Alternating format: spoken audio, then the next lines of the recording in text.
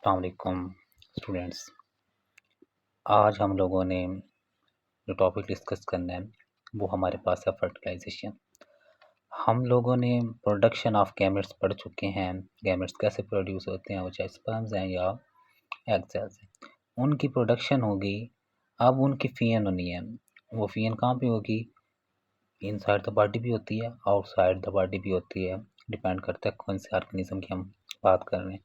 लेकिन यहाँ पे हम ह्यूमन की बात कर रहे हैं तो ह्यूमन को ही डिस्कस करेंगे कि वहाँ पर फर्टिलाइजेशन कैसे होती है। फर्टिलाइजेशन है क्या? Fusion of male and female gametes. Male and female gametes, male और फीमेल गैमेट्स का आपस में फ्यूज कर जाना, एक दूसरे में मर्ज हो जाना, इसे आप लोग क्या कहते हैं? गैमेट्स कहते हैं। वो सॉरी फर्टिलाइजेशन कहते हैं। अब हमने ह्यूमन की बात करनी है तो ह्यूमन के अंदर क्या होता है? ये जो फर्टिलाइजेशन है ये इनसाइड द बॉडी होती है। ह्यूमन में क्या होता है? Fertilisation occur inside the body.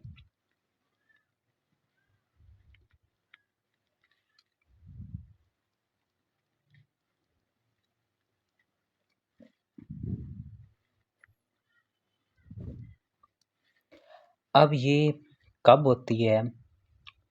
ये होती है after the release of egg. Egg की फॉर्मेशन होना वो क्या है? ओपोजेंसिस है। लेकिन ओवुलेशन क्या है? वो एग ओवरी से क्या होगा? रिलीज होगा। After the release of egg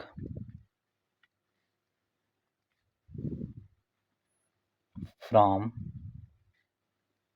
ovary, और उसे आप लोग क्या कहते हैं? The release of egg from ovary is called ovulation. के रिलीज होना ओवरी से एग का, उसे आप क्या कहते हैं? ओवुलेशन कहते हैं। अब फर्टिलाइजेशन के कुछ स्टेप्स हैं। फर्टिलाइजेशन होती किन स्टेप्स में है, उन स्टेप्स की हम बात कर लेते हैं। इसके ऑलमोस्ट 5 स्टेप्स हैं। 5 स्टेप्स में फर्टिलाइजेशन होती है। स्पर्म आएगा, एग तक पहुंचेगा, एग में इंटर होगा, न्यूक्लियस फ्यूज होंगे, ये सारे प्रोसेस होते हैं। पहला ये है स्पर्म्स में आना है। स्पर्म्स मूव करता है जब वो फीमेल बॉडी में पहुंच जाता है। आया कैसे वो एक अलग टॉपिक है, लेकिन जब वो फीमेल बॉडी में पहुंच गया तो स्पर्म मूव करेगा टुवर्ड्स एग। अब सेल को, स्पर्म को कौन बताता है कि हम एग इस साइड पे है?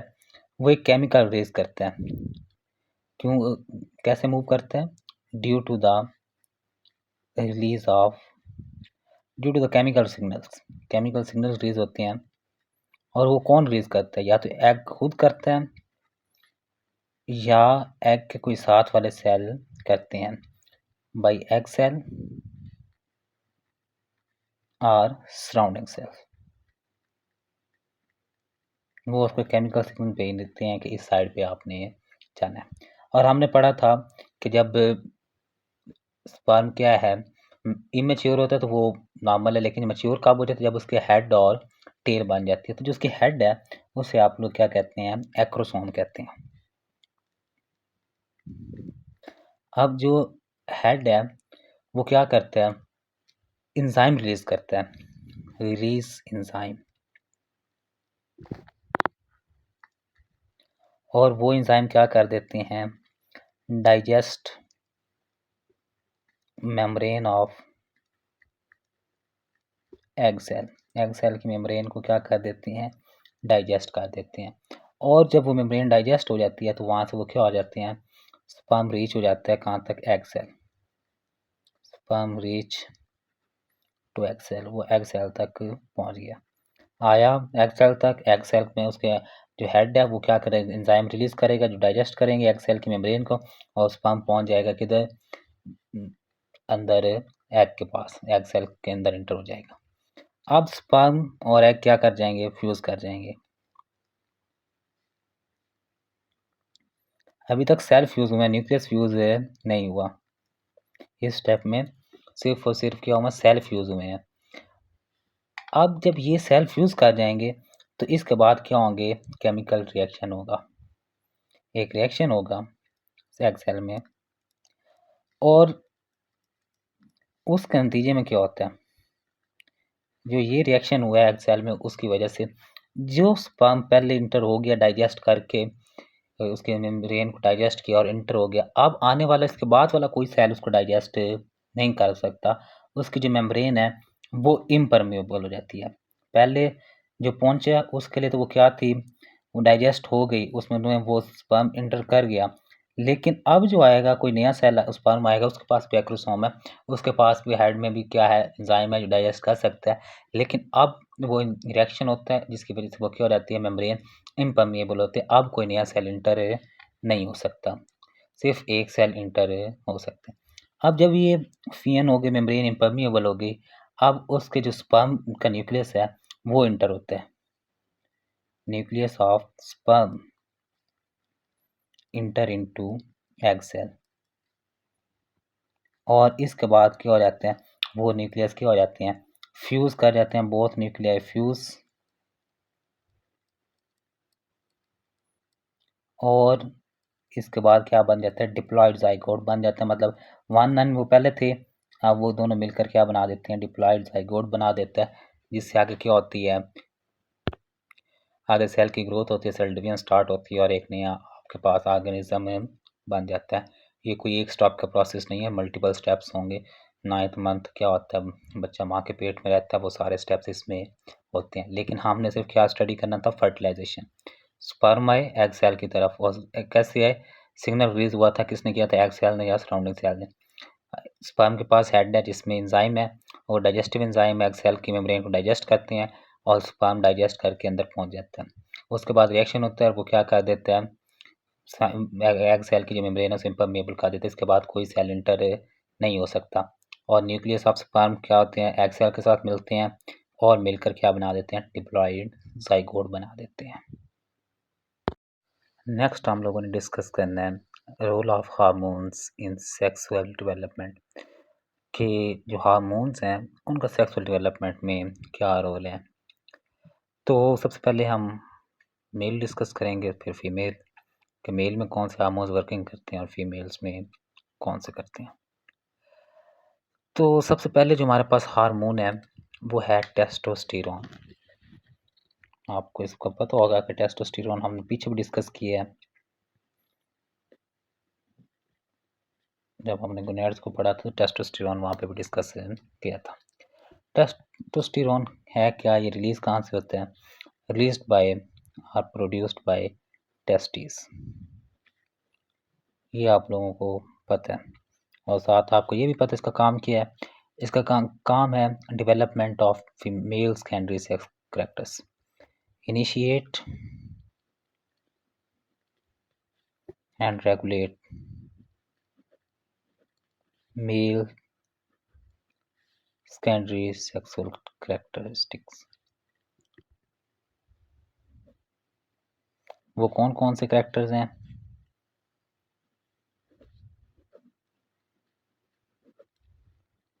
उसमें हम लोगों ने पढ़ा था,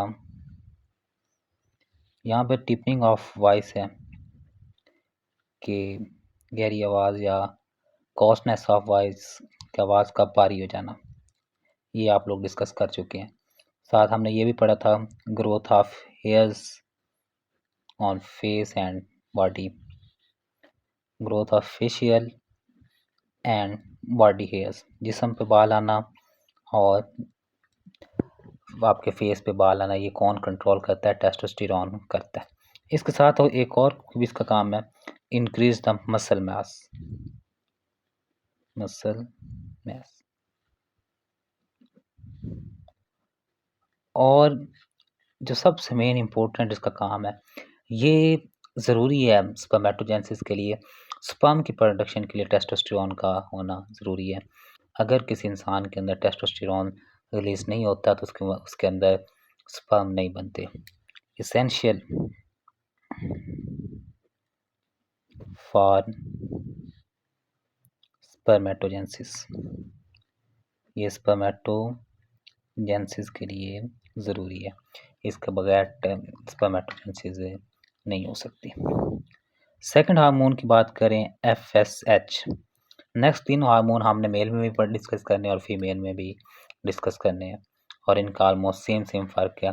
सिर्फ मेल और फीमेल में हार्मोन्स का फ़र्क आ जाता है। जैसे टेस्टोस्टेरोन है, ये रिलीज़ करवाने में हेल्प करते हैं। तो मतलब जो मेन हार्मोन होगा जैसे टेस्टोस्टेरोन और एस्ट्रोजन, इनके फ़र्क की वजह से बाकी एफएसएच, एलएच या जीएनआरएच ये हार्मोन्स क्या हैं, सेम है। एफएसएच को क्या कहते हैं? Follicle stimulating hormone.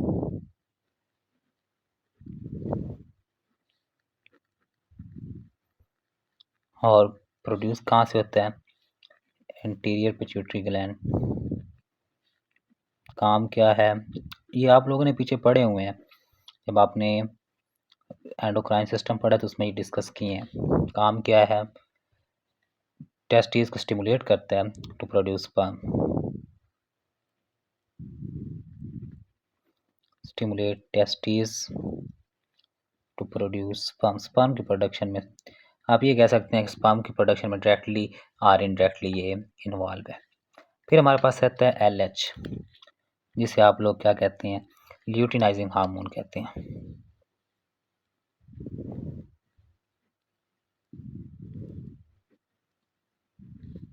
इसका क्या काम है? कहाँ से रिलीज होता है?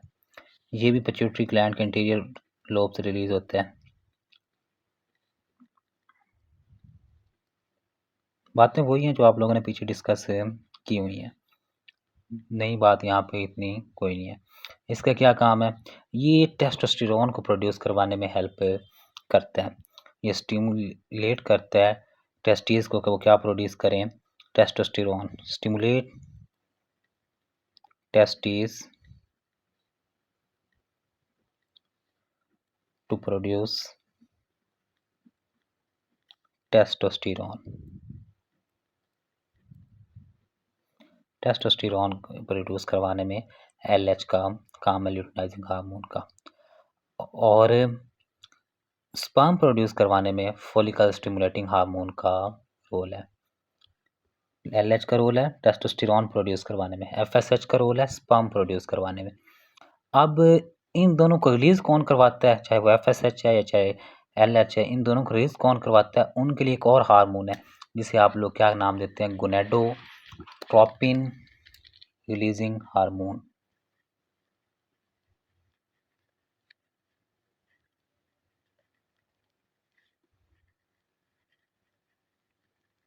ये आपने फर्स्ट टाइम इस बुक के अंदर पढ़ रहे हैं,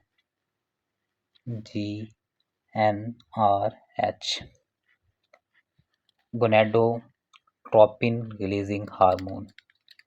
ये हाइपोथैलेमस के थ्रू रिलीज होता है, रिलीज्ड बाय हाइपोथैलेमस। और ये स्टिमुलेट करता है पिट्यूटरी ग्लैंड को कि वो क्या करे? रिलीज करे, stimulate pituitary gland to release, वो क्या रिलीज करे? एलएच रिलीज करे और एफएसएच रिलीज करे। एलएच इन्वॉल्व है टेस्टोस्टेरोन प्रोड्यूस करने में और एफएसएच स्पर्म को प्रोड्यूस करवाने में। और एलएच नहीं है तो टेस्टोस्टेरोन प्रोड्यूस नहीं होगा, टेस्टोस्टेरोन नहीं है तो फिर आपके पास स्पर्म भी नहीं बनेंगे, और एफएसएच नहीं है तो स्पर्म रिलीज नहीं होंगे। तो ये हार्मोन्स का होना बॉडी में ज़रूरी है, तभी क्या हो सकता है? मेल के अंदर स्पर्म की प्रोडक्शन हो सकती है और स्पर्म रिलीज हो सकते हैं। अगर इनमें से कोई हार्मोन नहीं है तो वो क्या होना? डिस्टर्बेंस हो जाएगी और बॉडी में स्पर्म की प्रोडक्शन नहीं होगी या स्पर्म रिलीज नहीं होंगे। नेक्स्ट हमारे पास है डेवलपमेंट ऑफ फीमेल, कि फीमेल के अंदर जो सेक्सुअल डेवलपमेंट है और उसमें कौन से हार्मोन्स इन्वॉल्व हैं उनको हमने डिस्कस करना है। तो सबसे पहले हमारे पास है एस्ट्रोजन। एस्ट्रोजन क्या है? ये रिलीज्ड बाय ओवरीज। ये ओवरीज के थ्रू क्या होता है? रिलीज होता है या प्रोड्यूस होता है। सेम जो टेस्टोस्टेरोन के काम है वो इसके फीमेल के अंदर काम है। वो टेस्टोस्टेरोन क्या कर रहा था? Development of male secondary characters को करवा रहा था, जबकि ये क्या करवाता है? Development of female secondary sexual characters. उसमें कौन कौन से करैक्टर हैं? सबसे पहले है डेवलपमेंट ऑफ ब्रेस्ट। ब्रेस्ट की क्या होती है? डेवलपमेंट होती है फीमेल के अंदर, वो कौन करवाता है? एस्ट्रोजन करवाता है। सेकंड हमारे पास है वाइडनिंग ऑफ द हिप्स। हिप्स क्या हो जाती हैं? वाइड हो जाती हैं, वो कौन करवा रहा है? एस्ट्रोजन करवा रहा है। साथ क्या होता है? मेंस्ट्रुअल साइकिल को मेंटेन करता है, onset of menstrual cycle. Menstrual cycle को भी एस्ट्रोजन चलाता है। और साथ ही ये रेगुलेट करता है रिप्रोडक्टिव साइकिल को, कि सेल एग सेल ने कब प्रोड्यूस होना है, कब प्रोड्यूस नहीं होना, और किस एज तक प्रोड्यूस होना है, ये सारा कौन कंट्रोल करता है? एस्ट्रोजन मेंटेन कर रहा होता है। इसके बाद हमारे पास जो हार्मोन है वो है प्रोजेस्टेरोन।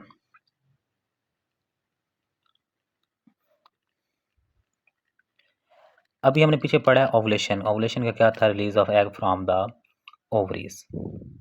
ये भी ओवरीज के थ्रू, एस्ट्रोजन भी ओवरीज के थ्रू प्रोड्यूस हो रहा है, प्रोजेस्टेरोन भी क्या हो रहा है? रिलीज हो रहा है। कहाँ से? ओवरी से। लेकिन कब रिलीज होता है? ये तो एस्ट्रोजन तो रिलीज होता ही होता है, लेकिन ये तब रिलीज होता है जब क्या होता है? ओवुलेशन हो जाती है। आफ्टर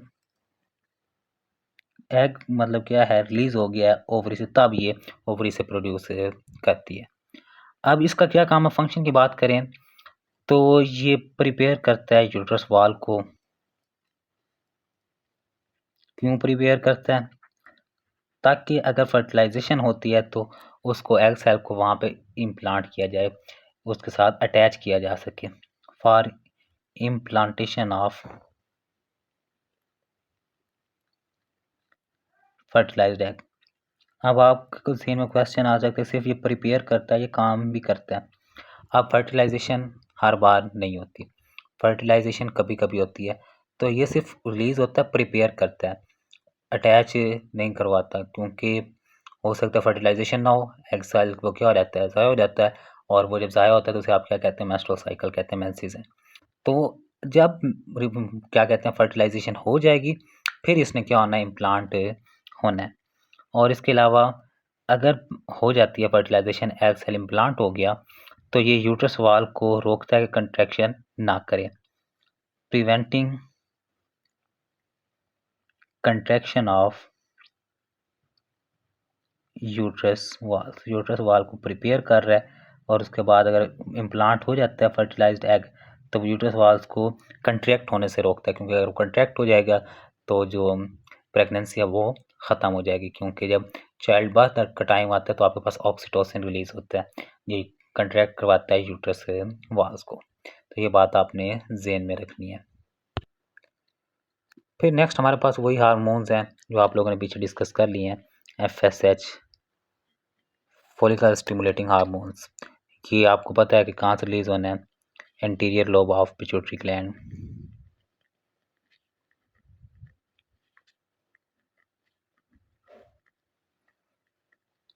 ये आप लोगों ने पीछे भी मेल के अंदर भी पढ़ा है।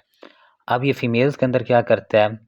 ये एग सेल को प्रोड्यूस करवाने में हेल्प करता है। फीमेल्स के अंदर फॉलिकल्स होती हैं, तो ये stimulate the growth of follicles को स्टिमुलेट करते हैं।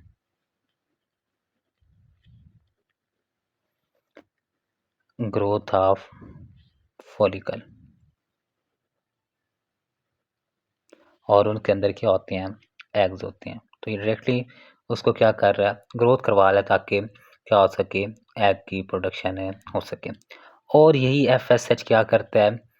एस्ट्रोजन को प्रोड्यूस करवाता है, stimulate the production of oestrogen. अगर फॉलिकल स्टिमुलेटिंग हार्मोन ना हो तो एस्ट्रोजन रिलीज ही ना हो, और अगर एस्ट्रोजन रिलीज ना हो तो फीमेल के अंदर उसकी सेकेंडरी सेक्सुअल ग्रोथ भी ना हो, और उसके अंदर मेंस्ट्रुअल साइकिल भी ना हो, और उसका रिप्रोडक्टिव साइकिल भी ना चले। तो FSH क्या है? इम्पोर्टेंट है। जैसे मेल के अंदर था, मेल के अंदर ये स्पर्म्स प्रोड्यूस करवा रहा था, तो यहाँ पे एस्ट्रोजन भी प्रोड्यूस करवा रहा है, और साथ एग की प्रोडक्शन भी करवा रहा है। नेक्स्ट हमारे पास है LH, ल्यूटिनाइजिंग हार्मोन। मैं सिर्फ उनके सिंपल नेम लिख रहा हूँ, आप बाकी ये खुद याद कर लीजिएगा क्योंकि मैंने पीछे ये बता दिया आपको। अब ये क्या करता है, ये ओवुलेशन करवाता है, इन्वॉल्व इन ओवुलेशन। और ओवुलेशन क्या है, release of egg from ovary.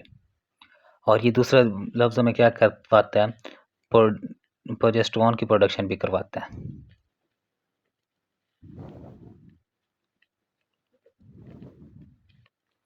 और अगर ये भी ना हो तो ना तो ओवुलेशन हो और ना ही प्रोजेस्टेरोन प्रोड्यूस हो, और प्रोजेस्टेरोन प्रोड्यूस नहीं होगा तो प्रेगनेंसी नहीं हो सकती।